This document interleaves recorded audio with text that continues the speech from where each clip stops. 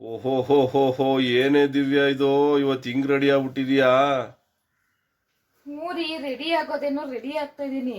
ಹಾ ಆದ್ರೆ ಗುರುಪ್ರವೇಶಕ್ ಬಂದವ್ರಿಗೆಲ್ಲ ನಾನು ಇಷ್ಟೊಂದು ಕಾಸ್ಟ್ಲಿ ಬಟ್ಟೆ ಹಾಕಿದೀನಿ ಅಂತ ಹೆಂಗ್ ಹೇಳೋದು? ನೀನ್ ಅದಕ್ಕೆಲ್ಲ ಟೆನ್ಷನ್ ತಗೊಬೇಡಕನೆ. ನಾನಿದ್ದೀನಿ ನಿನ್ ಗಂಡ, ನಾನ್ ನಿನಗ್ ಸಹಾಯ ಮಾಡ್ತೀನಿ ನೋಡೋ.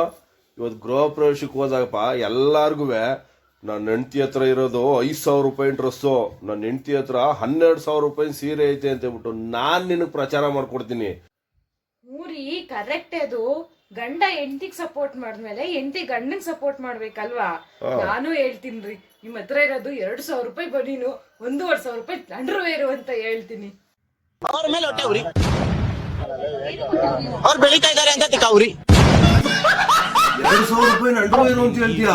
ನನ್ ಮಾನ ಮರದಿ ಕಳಿತಿದ್ಯಾ? ನಾನ್ ಗೃಹ ಪ್ರವೇಶಕ್ಕೆ ಬರೋದಿಲ್ಲಪ್ಪ, ನಾನ್ ಬರೋದಿಲ್ಲಪ್ಪ. ರೀ